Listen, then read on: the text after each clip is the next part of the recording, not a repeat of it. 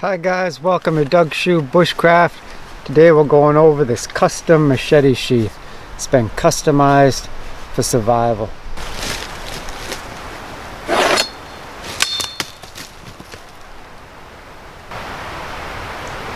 This is the finished product, so I'll start with that, the sheath, how I have it modified, and the gear I have stored here. And then after that I'll show you the stock sheath, what you get if you order one, and then I'll show you how I modified it. So this is the sheath. First thing I'm going to do, take the shoulder strap off of here. That's how I carry it. Got two D-rings to attach the shoulder strap to, but there's MOLLE attachments on the back, and I could also use this to hang it from my belt if I so chose. And of course you got the machete. Truper 12-inch machete, they call this their Rambo style machete, and I modified that itself and tuned it up. The link will be in the description. There's a whole video on that, so I won't get into it now. Have a loop on the side.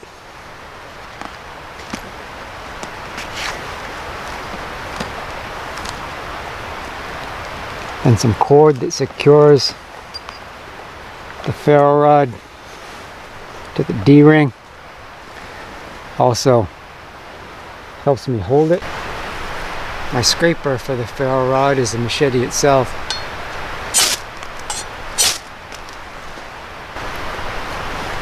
I have these Ranger bands made from a motorcycle inner tube. Ranger bands have many uses. One of them in the old days was fire starter.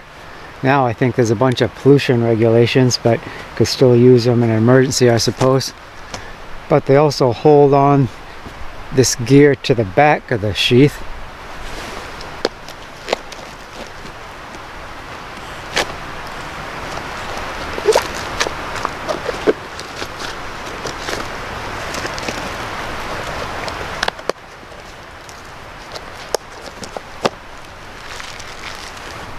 I've got a green trash bag and a Mylar space blanket, so I could hang up one or both of these as shelter. One or both could be a poncho. Then the pouch, I have fishing line. It's not bank line because it's not tarred, but I have this strong fishing line that I can use as cordage to hang those up as simple tents, or use it as a belt to make my poncho like better to wear if I'm going through brush. Keep it from flapping as much. I have a pen. More about that later.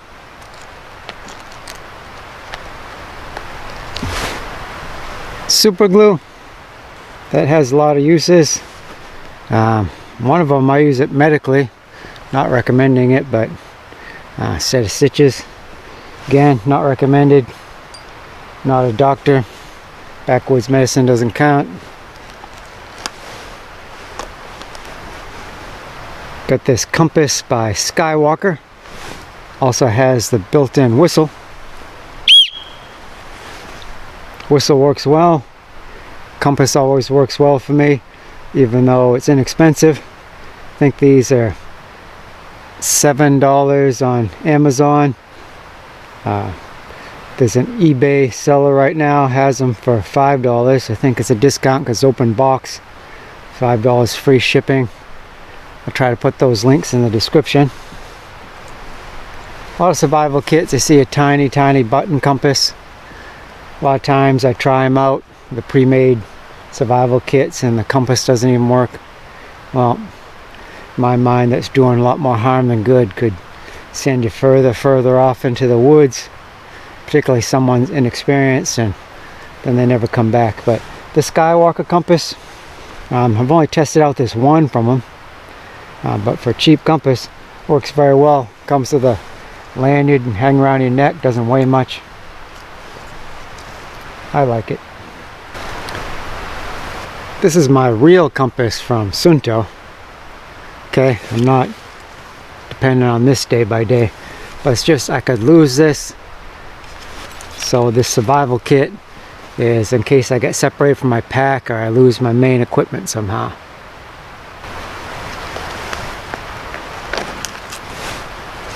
I have this mini diamond sharpener. It's 400 grit, so that's on the fine side, but diamond grit cuts pretty well, so that's just to touch up the machete. Could even do a little bit of grinding if had like some serious damage to my machete to set it right.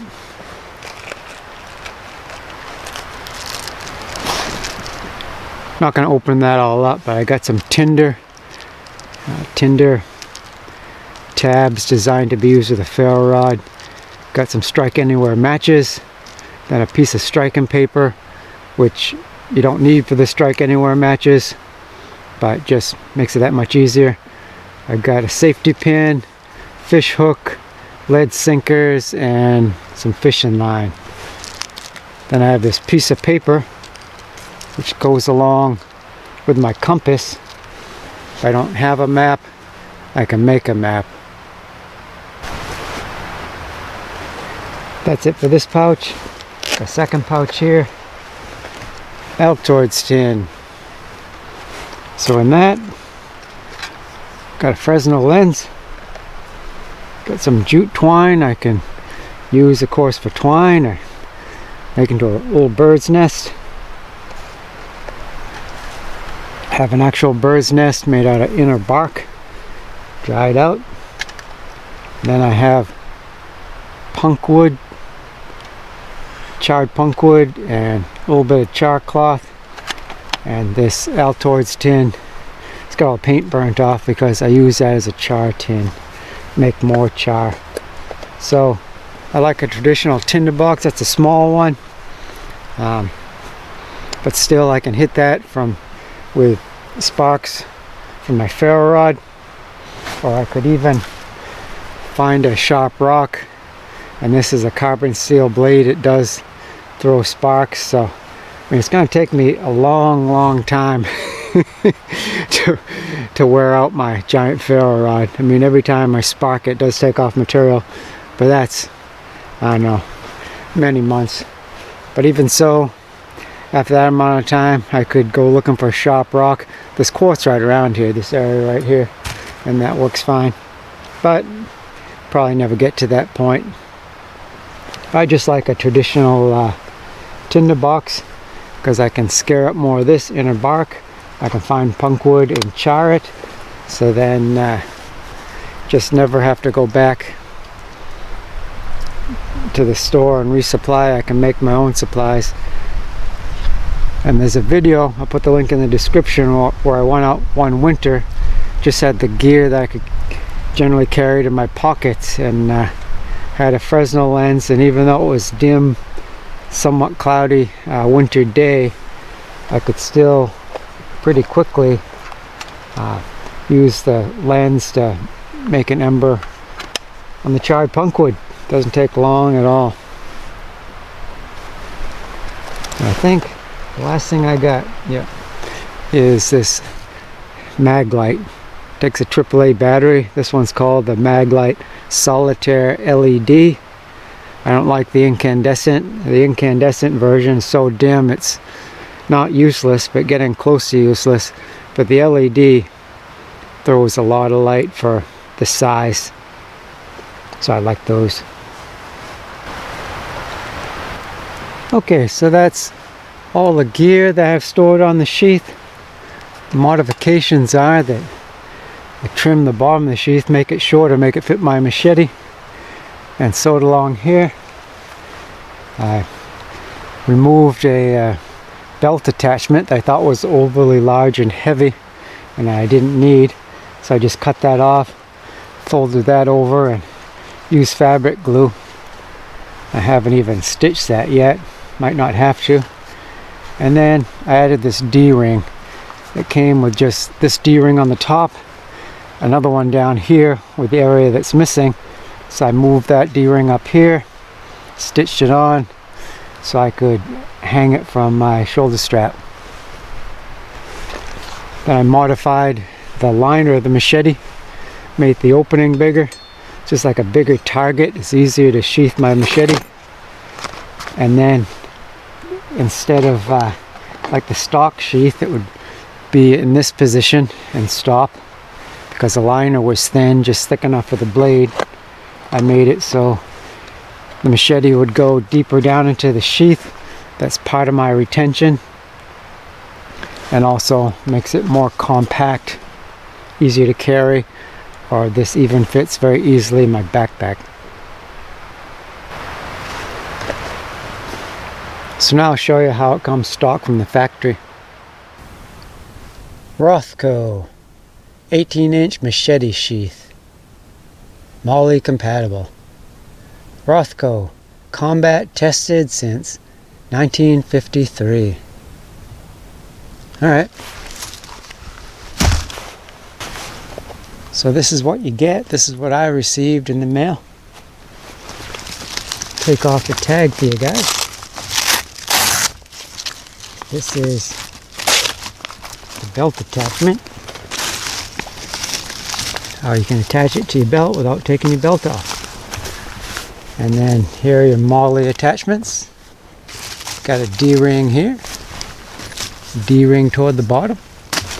So when I saw this sheath on the internet, it was available at different places, one of my first questions was, for these pouches, will they hold an Altoids tin? And I searched and searched, and the manufacturer didn't tell me, none of the retailers did. So we're going to take care of that now.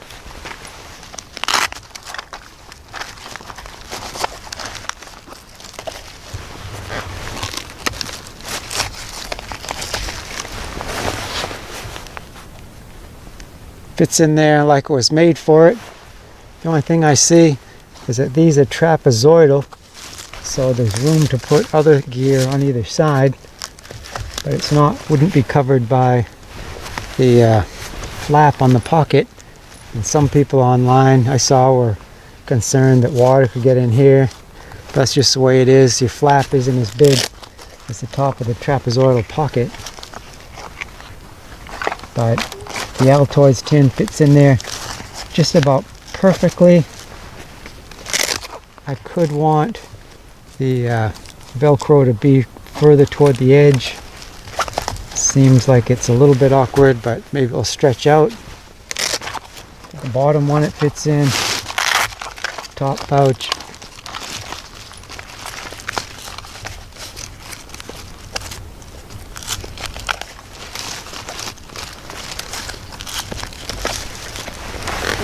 It's the same, fits in there.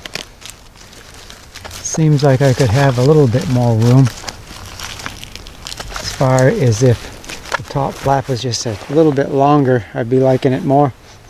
But an Altoids tin fits in both, and you do get closing with your Velcro.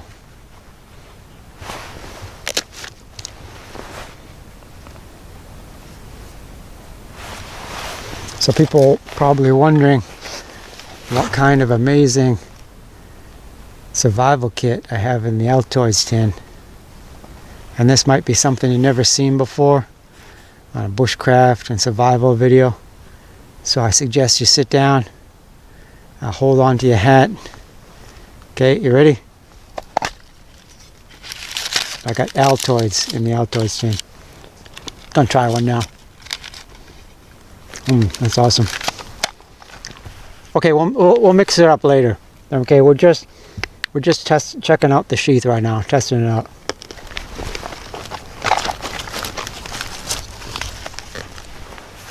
So Rothco is saying on the tag here, iron tough polyester, hard insert for added durability.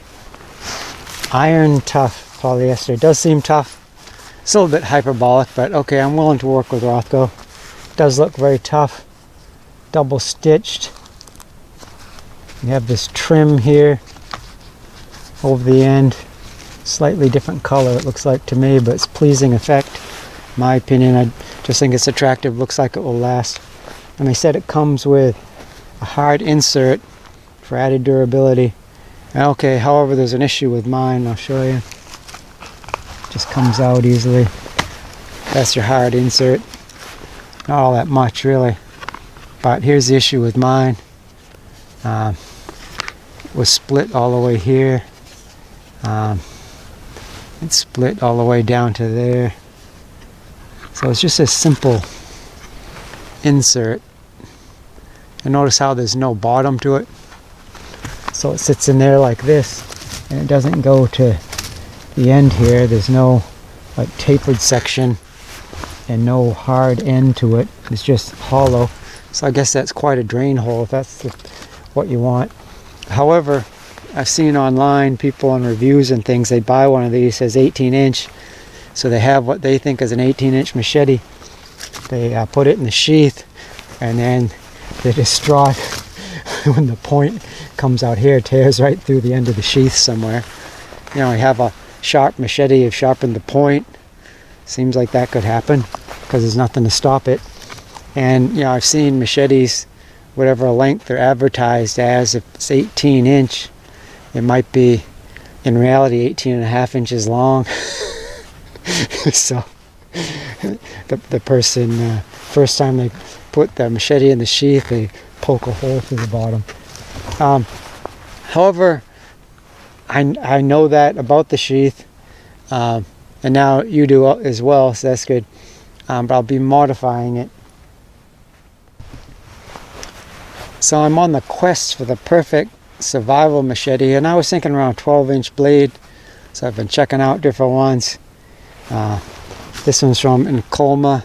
Liked it a lot, but after cutting through a log a few times, I noticed this giant imperfection in the blade. I can't use it now because the structure of the blade's gone. The tip's liable to snap off and go flying and hurt me or someone else, so that one's out of the running. But this is still going strong, even though it's like a $6 or $7 machete if you know where to get one. It's a Truper 12-inch Rambo style machete, because I'm thinking that smaller and lighter is good, because I can literally throw that in my go bag, bug out bag, whatever. I just have it, and then if I grab the go bag and run out into the woods where I'm doing, that's right in the bag rather than a big long huge thing, or a you know, an axe or something really heavy. This weighs out, just the tool itself, 11 ounces, so it's not bad at all. But this is a 18-inch sheath, so I don't really need the extra length. Smaller is better, so fits in there. Of course, this is blasted apart, so I'm planning on cutting this down, sawing it off where I decide I want it. I'll glue this back together, use some sort of epoxy, glue that back together, and then it seems like it fits kind of loose in there. Now that's loose, so if I cover that with duct tape, after I epoxy it, I'll cover it with duct tape. Then if it did break again, I have the extra structure of the duct tape, and I'm thinking I'll put some sort of barrier on the end there. I'll cap that off with something, maybe a little piece of wood, because that way if I have a sort of machete that does reach the end, it'll just poke into the pine or whatever. It won't dull the point, blunt the point. It'll just like stick into something relatively soft, but not go through and stab a hole in my sheath, or God forbid stab my leg or stab me somewhere, right? It's a kind of a safety issue. So if you decide to buy one of these and it's not in person, it's online, it's being shipped to you, I would just talk to the retailer ahead of time and ask them to please put it in a box with the proper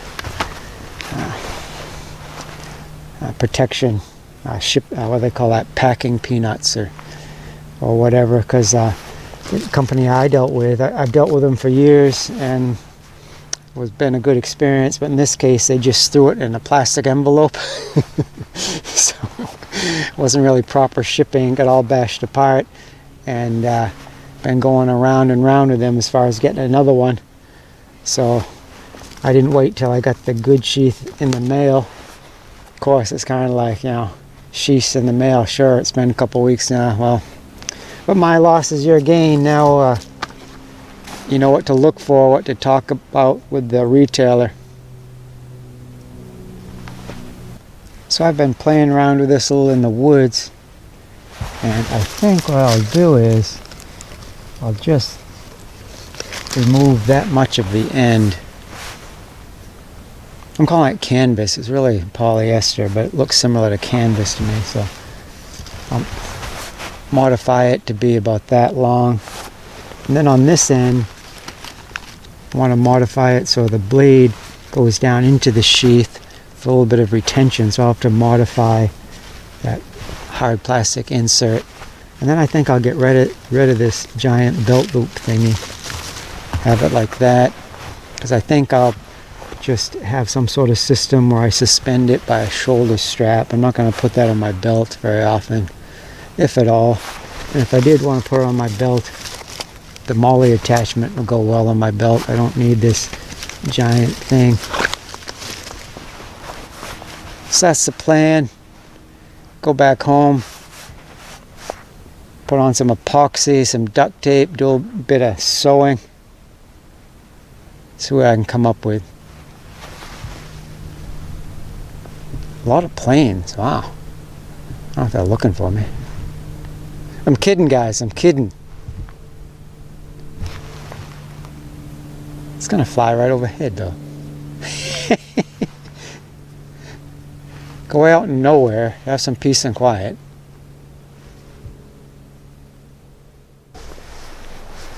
Got the sheath insert all glued together. Glued this wooden plug in the end. Cut a piece of scrap plastic trapezoidally so that the handle will fit inside the insert.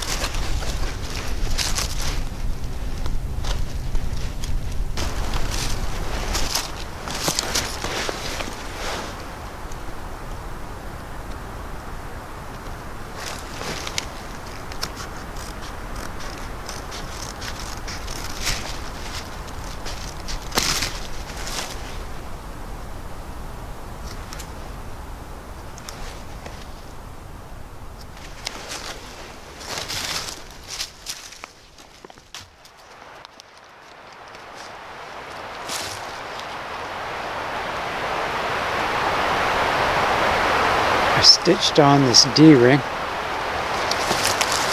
It was removed when I cut off the excess length here. So I saved it, glued it, fabric glue just so it would hold temporarily, and after it was dry, put some stitches through. Now I stitch like a caveman, it's sloppy, I know that. Somewhere there's a person who does really neat work, he's screaming at the screen, and that's fine. Don't have to be an expert or a perfectionist necessarily to get things done. Likewise, I saved a piece of fabric and stitched that in order to have my loop for my ferro rod. And like I said, I cut this off, I glued it, I saved this trim, glued the trim on, and after it dried I stitched it.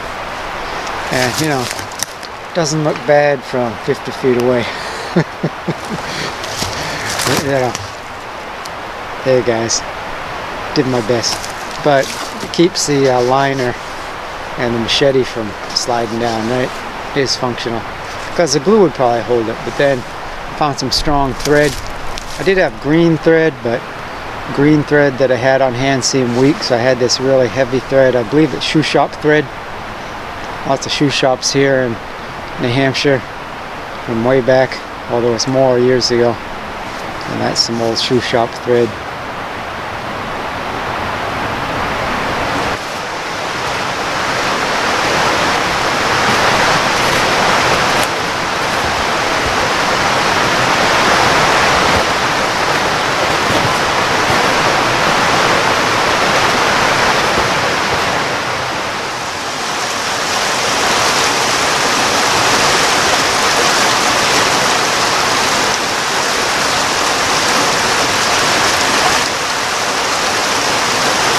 Delight yourself also in the Lord, and he shall give you the desires of your heart.